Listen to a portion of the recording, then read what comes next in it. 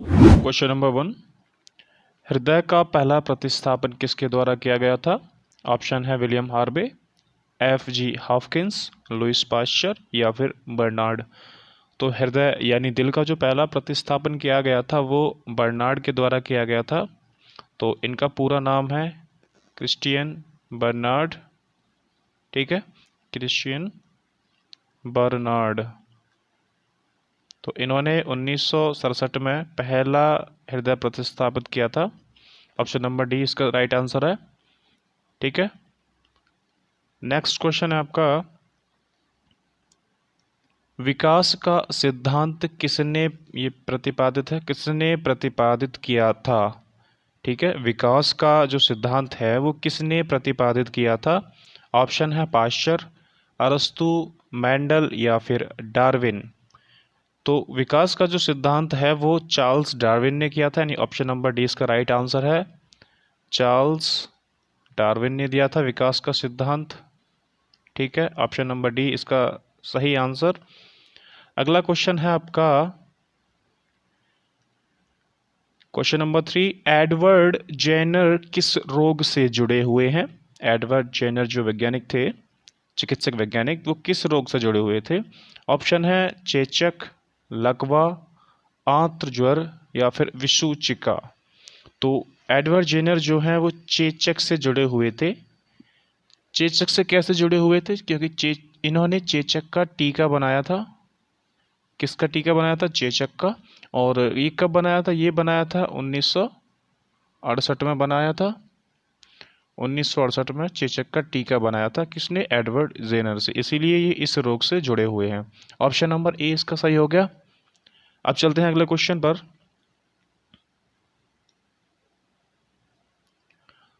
हरगोविंद खुराना को किस क्षेत्र में प्रतिष्ठित नोबेल पुरस्कार मिला? ठीक है, तो हरगोविंद जो खुराना जो कि एक वैज्ञानिक थे, उनको किस क्षेत्र में नोबेल पुरस्कार मिला था? ऑप्शन है जैव रसायन में, चिकित्सा विज्ञान में, साहित्य में या फिर अर्थशास्त्र में। तो हरगोविंद खुराना को जो नोबेल पुरस्कार मिला था वो चिकित्सा विज्ञान के क्षेत्र में मिला था, यानी ऑप्शन नंबर बी इसका राइट आंसर है, ठीक है, ऑप्शन नंबर बी इसका राइट आंसर। नेक्स्ट क्वेश्चन है आपका क्वेश्चन नंबर 5, स्टेथोस्कोप का आविष्कार किसने किया था? स्टेथोस्कोप का आविष्कार किसने किया था? ऑप्शन है आपके जेनर, लेनेक, सैबिन या फिर पाश्चर। तो स्टेथोस्कोप देखो वो होता है जो डॉक्टर अपने कानों में लगा के मरीज के एक साइड लगाता है तो उससे ध्वनि सुनता है, ठीक है। तो उसी का आविष्कार किसने किया था ये पूछा है क्वेश्चन में, ठीक है। ऑप्शन आपके सामने है, बताइए जल्दी से। तो इस यंत्र का जो आविष्कार किया था वो किया था आपका लेनेक ने। किसने किया था? लेनेक ने, यानी ऑप्शन नंबर बी इसका सही आंसर हो गया, ठीक है। तो इनका जो पूरा नाम था वो क्या था? वो है आपका रेते लेनेक, ठीक है, ये इनका पूरा नाम था। तो इन्होंने ही स्टेथोस्कोप का आविष्कार किया था। कब? 1816 में। कब किया था? 1816 में, ठीक है। तो ऑप्शन नंबर बी इसका सही आंसर होगा। स्टेथोस्कोप का आविष्कार किसने किया था? लेनिक ने। अगला क्वेश्चन है आपका क्वेश्चन नंबर 6, जीवाणु की खोज जीवाणु की खोज किसने की थी? ऑप्शन है Louis Pasteur, Leeuwenhoek, Robert Hooke या टॉरिसेली। तो जीवाणु की जो सबसे पहले खोज की थी, यानी सबसे पहले ल्यूवेनहॉक ने देखा था, यानी ऑप्शन नंबर 20 का सही हो गया। तो सबसे पहले ल्यूवेनहॉक ने देखा था 1682 में, ठीक है। और इन्होंने इसका नाम दिया था सूक्ष्म जीव। क्या दिया था? सूक्ष्म जीव, ठीक है। ये नाम दिया था 1682 में, किसने? ल्यूवेनहॉक ने। और बाद में 1829 में एरेनबर्ग ने इसका नाम जीवाणु रख दिया, ठीक है। तो सबसे पहले किसने देखा था? ल्यूवेनहॉक ने। कब? 1682 में, ठीक है। अगले क्वेश्चन पर चलते हैं।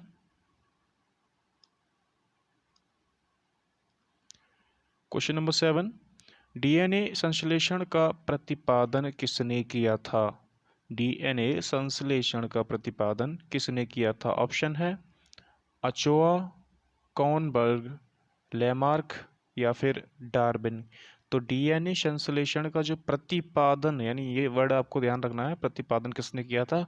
तो वो किया था कॉर्नबर्ग ने, यानी ऑप्शन नंबर बी इसका राइट आंसर है। कॉर्नबर्ग ने डीएनए संश्लेषण का प्रतिपादन किया था। ठीक है, बी ऑप्शन इसका सही हो गया।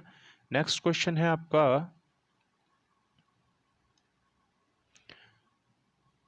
प्राकृतिक वर्णवाद से संबंधित था। तो प्राकृतिक वर्णवाद से इनमें से कौन सा वैज्ञानिक संबंधित था?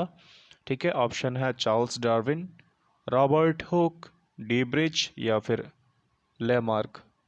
तो प्राकृतिक वर्णवाद से चार्ल्स डार्विन संबंधित थे। कौन थे? चार्ल्स डार्विन, यानी ऑप्शन नंबर ए इसका सही आंसर हो गया। प्राकृतिक वर्णवाद से चार्ल्स डार्विन संबंध रखते हैं। ठीक है, अगला क्वेश्चन है आपका,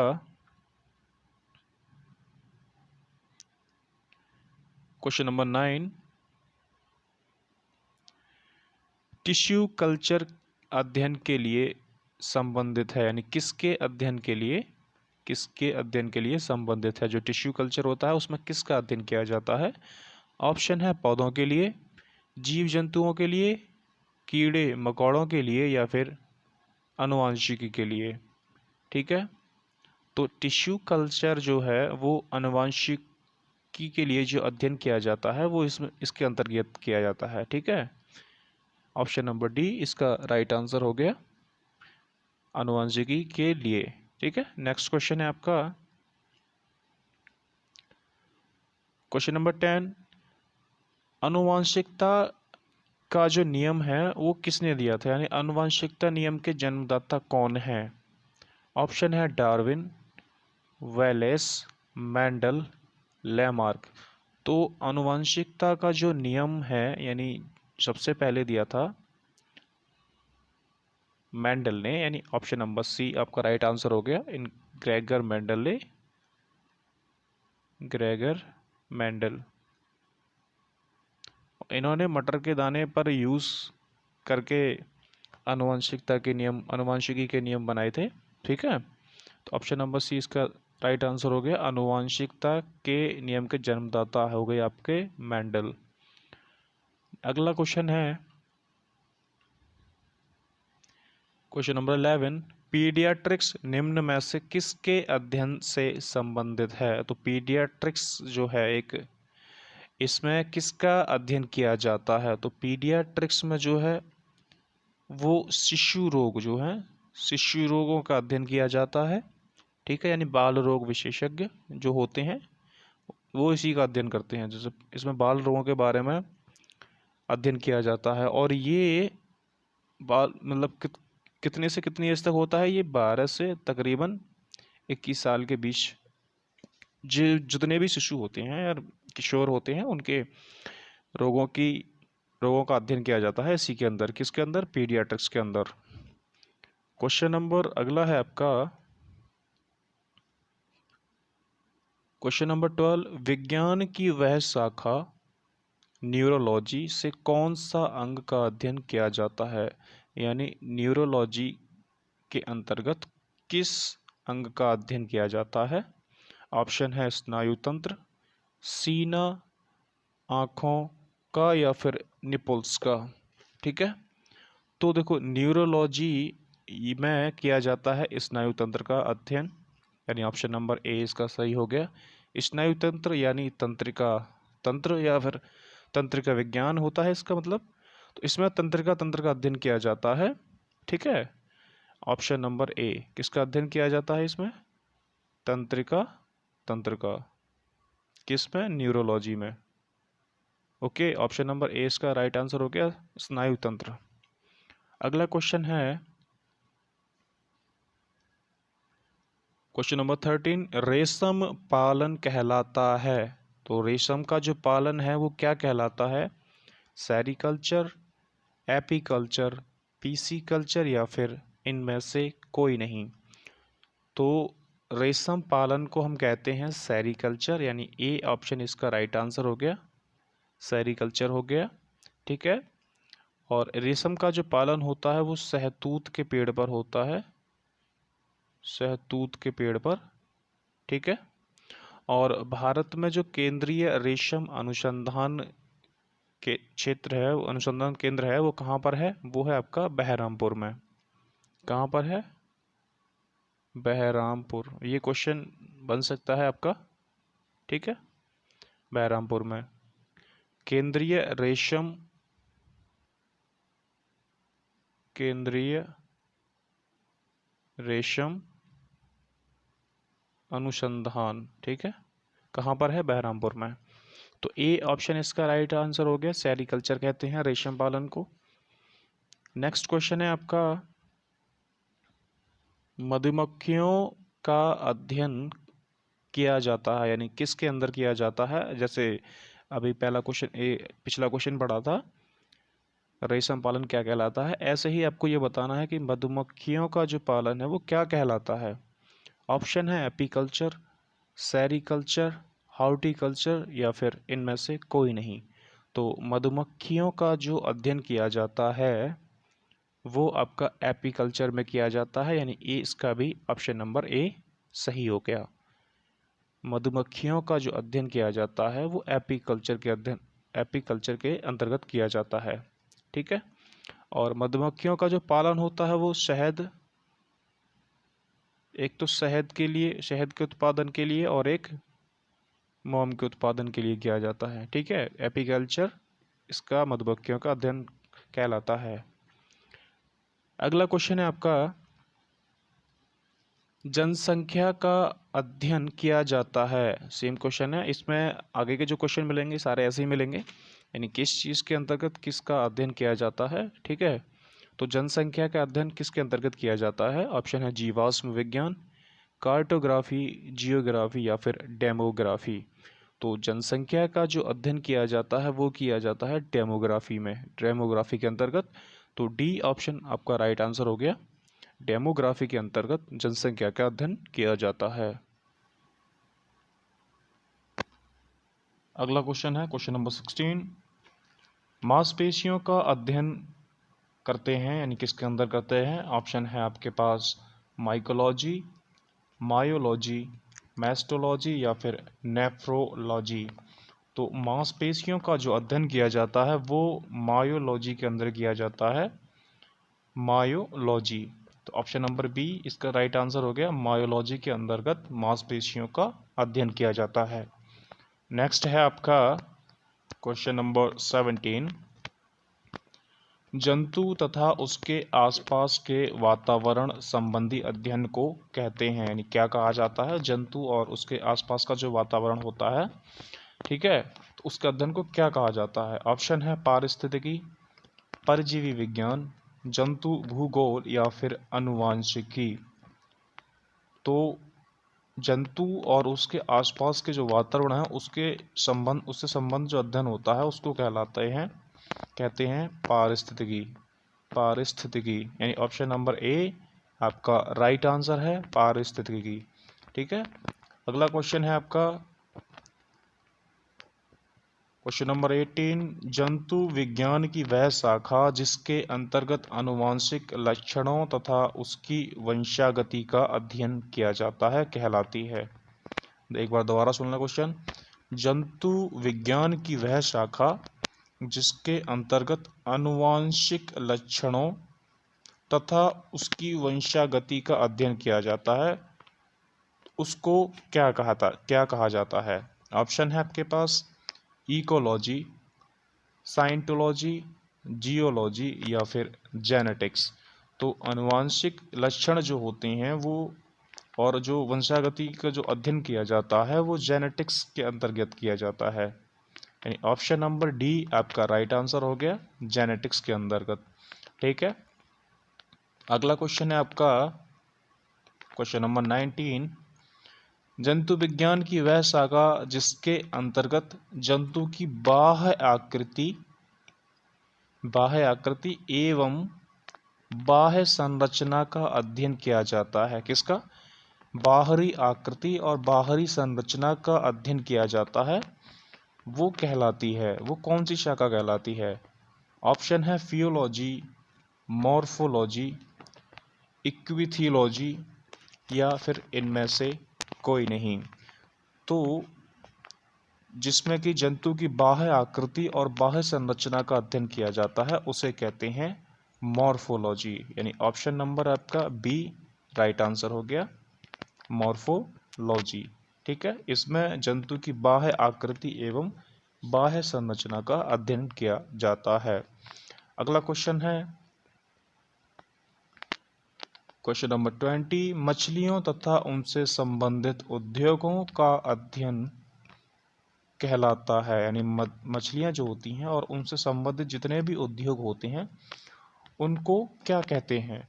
ऑप्शन है हेलीमिंथोलॉजी, प्रोटोलॉजी, इक्विथियोलॉजी या फिर मैमोलॉजी। तो इस अध्ययन को कहते हैं हम इक्विथियोलॉजी, यानी ऑप्शन नंबर सी आपका राइट आंसर हो गया, इक्विथियोलॉजी। किसका अध्ययन है ये? मछलियों तथा उनसे संबंधित उद्योगों का। ठीक है, अगला क्वेश्चन है आपका क्वेश्चन नंबर 21। देखो, अगर ये वीडियो आपको अच्छा लग रहा हो तो चैनल को ज़रूर सब्सक्राइब करके जाएं और अपनी राय नीचे कमेंट में भी करें। ठीक है, क्वेश्चन नंबर 21 है, कीटों से संबंधित जीव विज्ञान की वह शाखा कहलाती है, यानी कीटों से संबंधित जो भी जीव विज्ञान की शाखा है वो क्या कहलाती है?